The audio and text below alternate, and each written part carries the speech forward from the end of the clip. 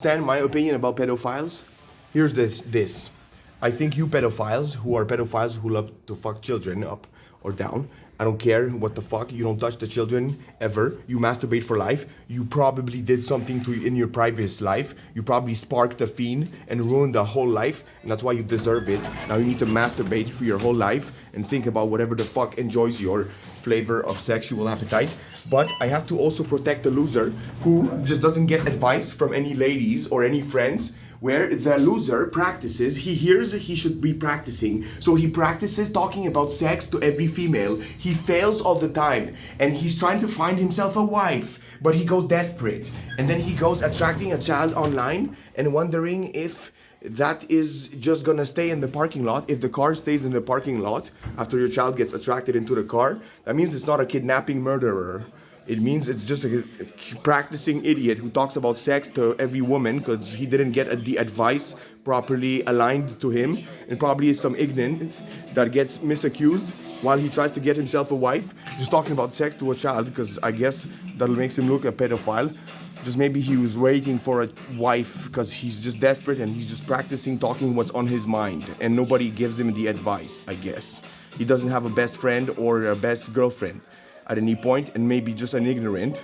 I just wonder if he flees from the parking lot with the child. That's the question. If he's a murderous kidnapper or if he's not a murderous kidnapper. That's the thing about the pedophiles that I should tell you, and you should know about it too. Before you accuse people and jump to conclusions, assumption, conclusion, psychosis, we go. As psychiatrists, we know about psychosis. It's out of control. As soon as you go assumption, half-ass imagined, assumption, half-ass seen, half-ass imagined. You see half-ass the thing and imagine the other half, and then you go assumption leads to conclusion. Also, conclusion half-ass imagined and half-ass seen, and that leads to another assumption, and assumption leads to conclusion. Conclusion leads to assumption. Assumption leads to conclusion. Assumption, conclusion. Assumption, conclusion. Assumption, conclusion. That's psychosis explained. If you want to stop psychosis, pause. Do Buddhism. Stop thinking. Don't think of words and listen.